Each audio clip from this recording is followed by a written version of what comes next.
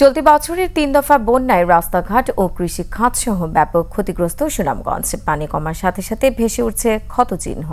রাস্তাঘাট মেরামত সহ সরকারি সহযোগিতার দাবি ক্ষতিগ্রস্তদের। সুনামগঞ্জ প্রতিনিধি আব্দুস সালামের তথ্য ছবিতে ডেস্ক রিপোর্ট।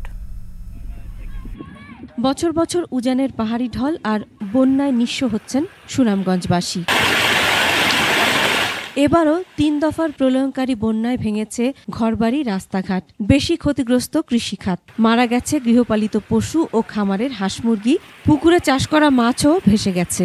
জমিনাশির ফসল লইয়া গেছি কি আমরা খুব কষ্টর মাঝে আছি। আল্লাহ পাক যারা জানেন না, বন্যায় আমরা ক্ষতিগ্রস্ত দিছে অনেক হাসিনা যে আমরা দেখে দেখতো আর আমার কুদরত নাই। বন্যার কারণে কৃষকরা সবচেয়ে বেশি ক্ষতি হয়। বিশেষ করে হাওড় পাড়ের এলাকার যে কৃষকগুলো আছে তাদের বেশি সবচেয়ে ক্ষতি হয়।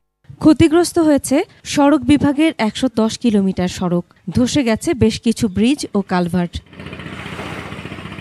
২৫ কোটি টাকায় স্বল্পমেয়াদী আর ৩০০ কোটি টাকায় দীর্ঘমেয়াদী সড়ক সংস্কার করবে সড়ক বিভাগ। যে অংশগুলো পানিতে ডুবে গিয়েছিল এগুলো যদি আমরা পর্যায়ক্রমে আরসিসি ঢালাই দিয়ে বা রিজিড পেভমেন্ট করতে পারি এবং সড়ক বাঁধের স্লোপে যদি কংক্রিটের ঢালাই দিয়ে স্লোপ প্রোটেকশনে কাজ করতে পারি তাহলে এগুলো দীর্ঘমেয়াদে টেকসই হবে আর কি।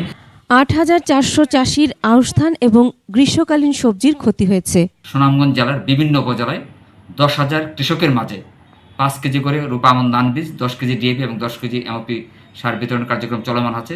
যে সমস্ত চাষি ক্ষতিগ্রস্ত হয়েছে আমরা তাদেরকে অগ্রাধিকার দিয়েছি। তারপরেও যদি কেউ বাদ পড়ে থাকে, আগামী যে সমস্ত আমাদের সরকারি সাহায্য আসবে আমরা সেই সমস্ত ক্ষতিগ্রস্ত কৃষকদের অগ্রাধিকার দেব। ১০,০০০ কৃষককে বীজ ও সার প্রণোদনা দিয়ে ক্ষতিপূরণ ও পুনর্বাসনের উদ্যোগ নিচ্ছে কৃষি বিভাগ।